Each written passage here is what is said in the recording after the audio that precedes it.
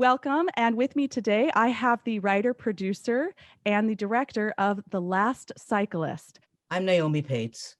I am the author of this version of The Last Cyclist, the modern version that was redone, which I describe myself as being, I reconstructed and reimagined this from earlier versions. And together with my husband, I am the producer of The Last Cyclist. Wonderful.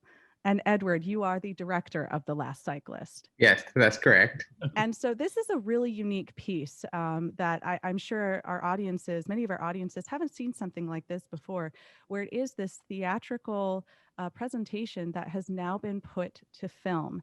And I think it's so incredibly special and beautiful. As some of you may know, we at the Chain Theater, we don't only do a film festival, but we're also a producing theater company. So when this piece came across our way in the submissions, it was very exciting to us because we love when you can mesh, two different mediums together. And this, The Last Cyclist, for me, I thought was just a beautiful tribute to something that happened in our history. The way that you've decided to put this permanently on film to capture what it may have been like, what this piece could have been, what it was like originally in the camps. I just thought was incredibly moving, and I want to definitely get in there and ask a few questions. So Edward, I'll begin with you. You directed both the stage and the film version of this, correct? Because this began on stage, and then a few years later, you all came together again and decided to film it. That's correct, yes. So as a director, let's talk about that a little bit. How was that transition for you from directing on stage to then the film and getting all these different setups and making sure that you were telling the story in such a specific way where you weren't losing that theatrical feel, but also still taking in consideration that this is on film? Sure.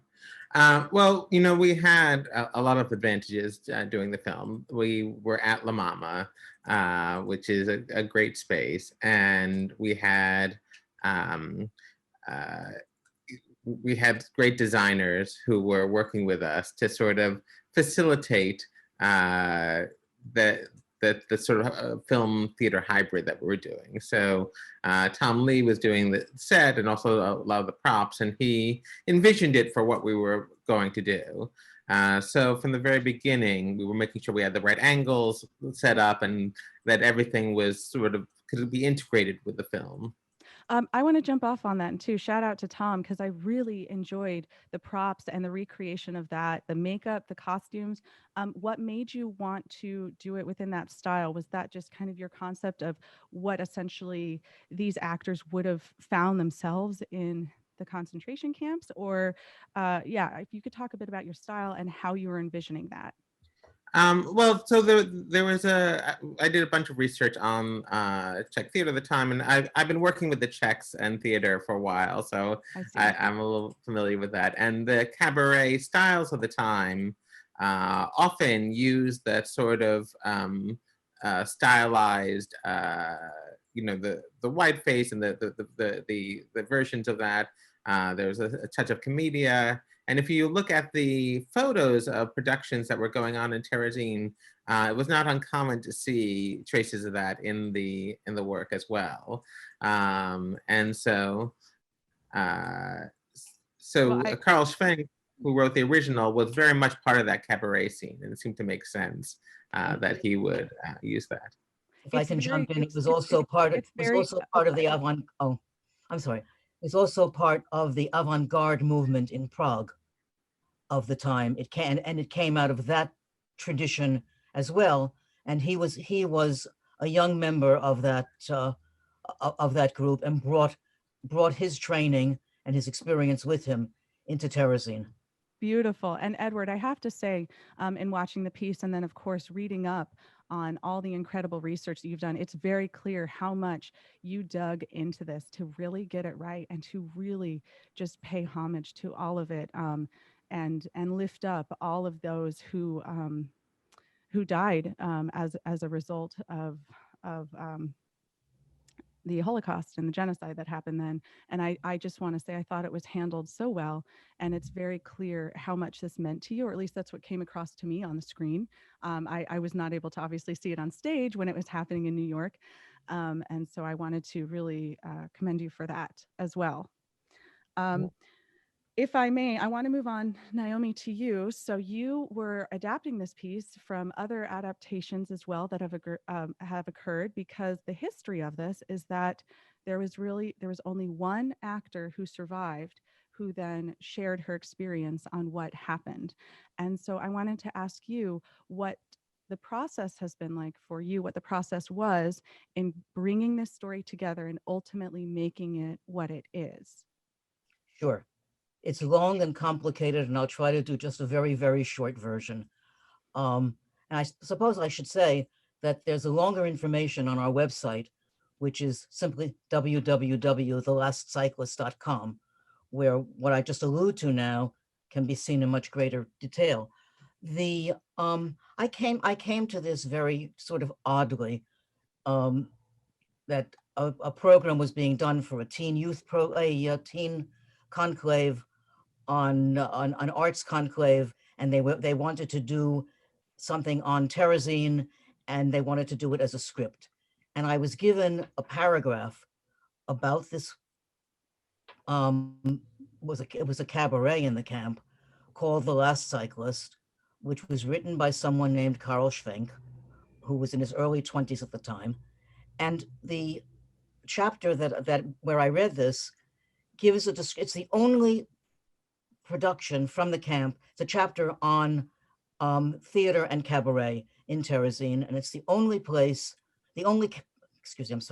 production that's given any description in detail at all, where it's a paragraph about the main plot, and the writer, who turned out to be this woman who was the survivor, said it was our most courageous production.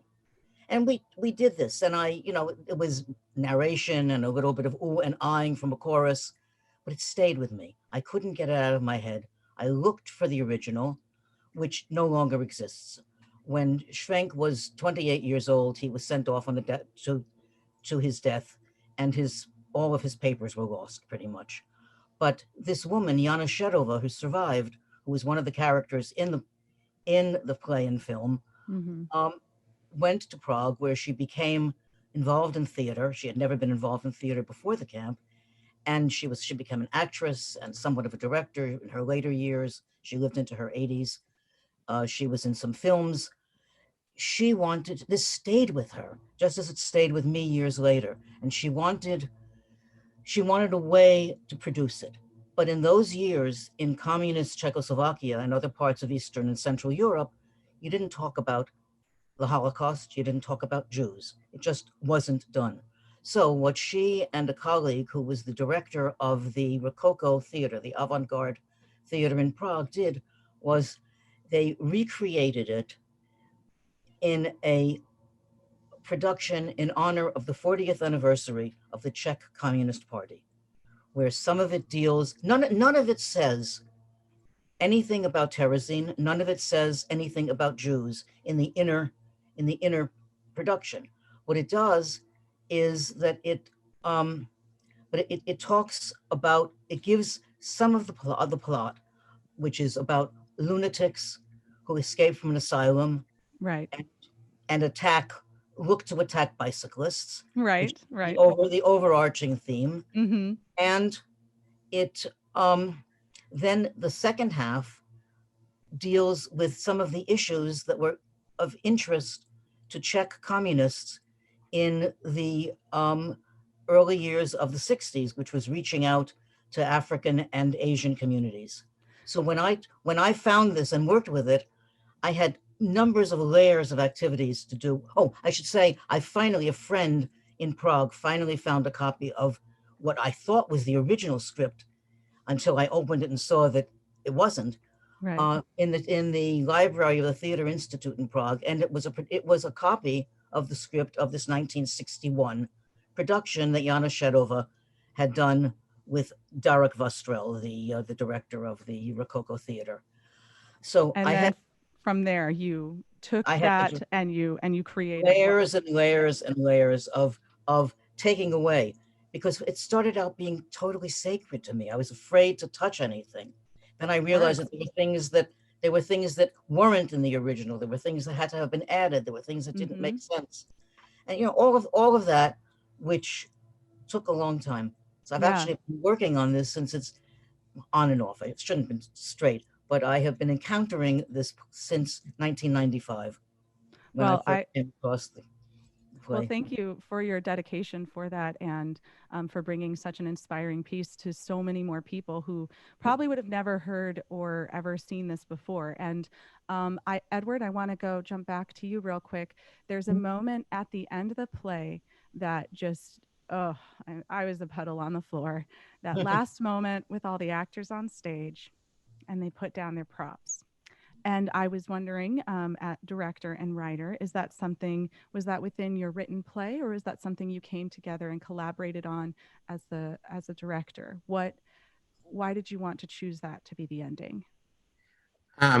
So it wasn't within the written play, as I remember. We discussed it as an ending. And it's been such a long time since we put up the original that I'm trying to remember how that decision came about. But I remember discussing that as an ending, and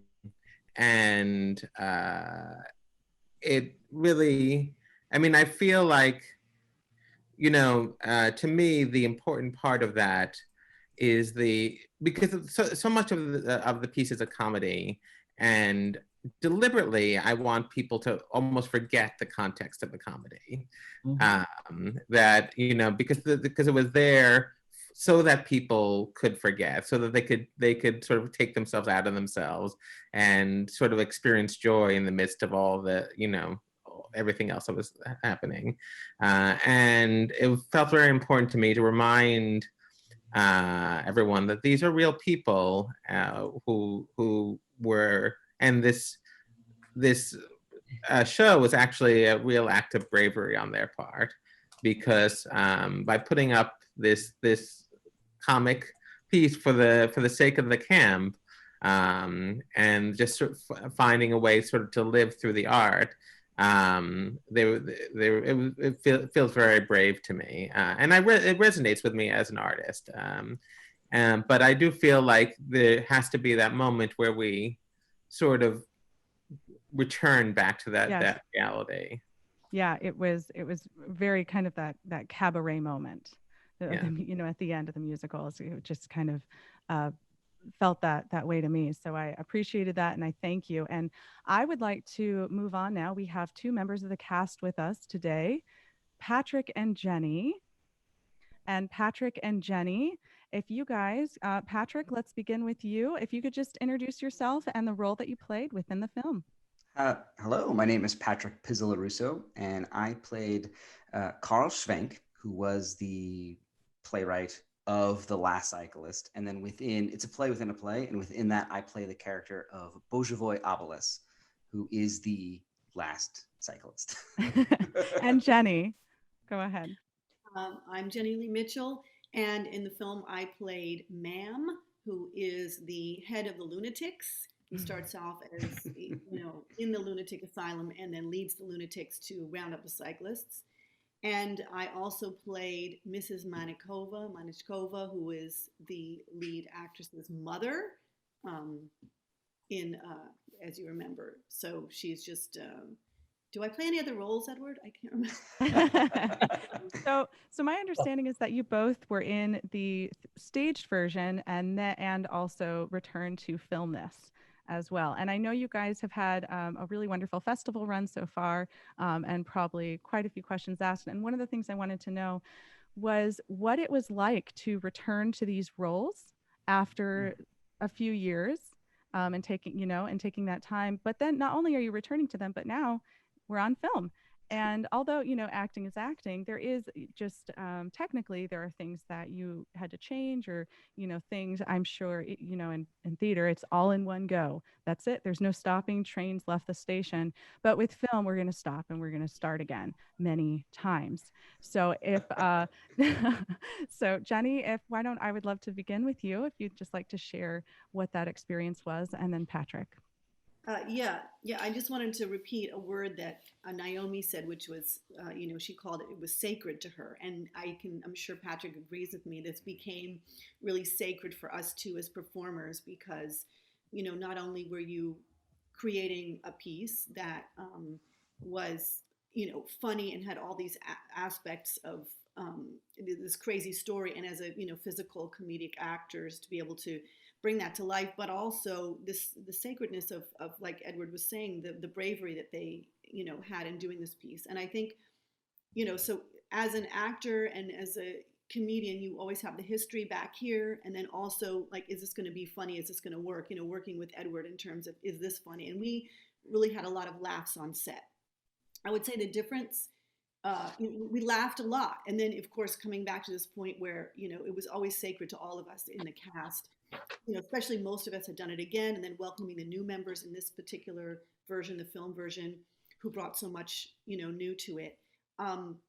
It was a lot of the comedy, you know, having the cameras there was sort of like getting it right quicker. You know, in the rehearsal room for theater, you sort of can spread out and really work it. And then, you know, you're going to be doing this thing however many times a week for a while, and you settle in. With here, we were trying to work quickly to make those comedic moments tight and make them work for the camera, and you know, move on, because it's always like, you know, hurry up and wait and get that get it going. But then also we were able to do it a lot of times, which was fun, because, you know, so we did a lot of different takes, a lot of different angles. And there was one particular scene that just kept getting drawn out. I don't know if you remember, Patrick, but like Eric Olson kept doing, he plays the assistant to my character when we're all being these, you know, crazy Nazis.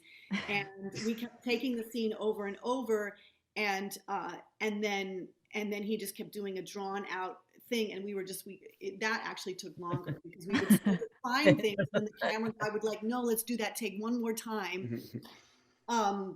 And so that was fun. But then Edward would always remind us, you know, we're going to be panning from you and getting inserts, but also in the same shot, the people on the side who were waiting to go on, changing costumes, but then also, you know, depicting, as soon as they got off stage, there was a moment to breathe, catch your breath, as you would when you're doing a whirlwind comedy, but also they were starving.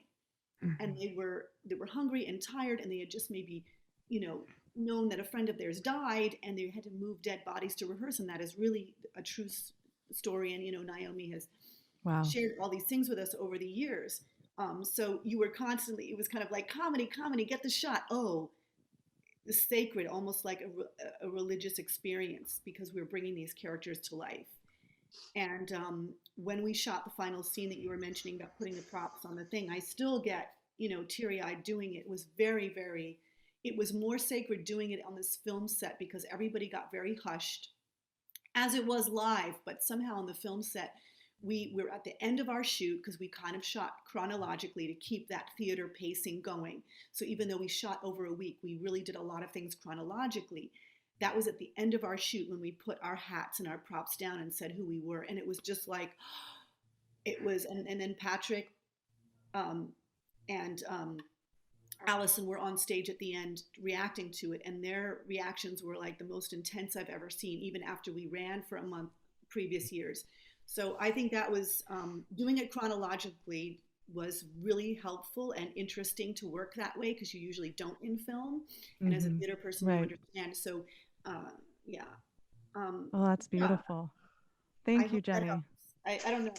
Oh, absolutely. And I think everything that you just shared, for me anyway, as an audience member, that was all very clear, and it completely came off the screen. And you could feel it. There was something intangible that was coming from all of you in that. So Patrick. Yes. Yes. I would love to do every project a second time because when we got back into the room the very first time for rehearsal for the film, it was literally, I'm hanging out with friends. It was as if no time had passed, when in reality 5 years had passed since we did it last. But half of the cast was, I don't want to say off book, but we're so easily to just, it was so easy to jump right back into the lines. In theater, you talk a lot about muscle memory, and it was there. The relationships are there because we are all extremely close friends outside of this, and being able to jump back into those characters, there was that familiarity, but also the ability to, let's find something new. Some of the issues, I don't want to say issues, maybe challenges of doing film as opposed to theater, is we're mic'd, first of all. And there's, in theater, there's always, I'm going to talk off stage a little bit, but we can't be doing that because we're mic'd. But also, so did you have to kind of retrain your muscle memory in that way a bit? A little bit, and actually pay attention to like what am I doing, and like if you hug a certain way, well, I hugged the microphone, and so we need to redo that because there's a yeah, exactly. Exactly. But to take off of what something Jenny said, there's so much levity in the play, but then it will hit you instantly where we are, the story that we're telling, and that levity goes away in the blink of an eye because of the seriousness of the subject matter. So it's really hard to keep that balance of, we're doing this crazy comedy, but wait a minute, we're telling the story of these people who lived through a horrific time in history.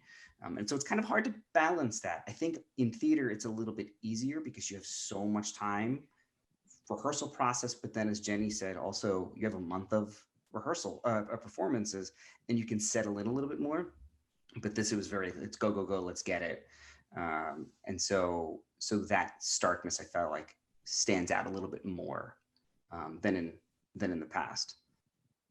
Well, I want to thank you all so much for, again, as I said, putting this to film and capturing this piece of history. I feel it was done with great care and thought and heart.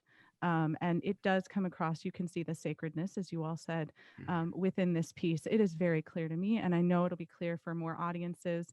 And I hope that it'll be done across the country on stages once theaters can open. I really look forward to that. So I just want to thank you all again, and Naomi, for bringing The Last Cyclist to life and your years of work and dedication. It is truly beautiful. And it's so important that we have artists like you, all of you, out in this world, bringing these stories to us. So thank you so much, all. Thank you. Thank you so much.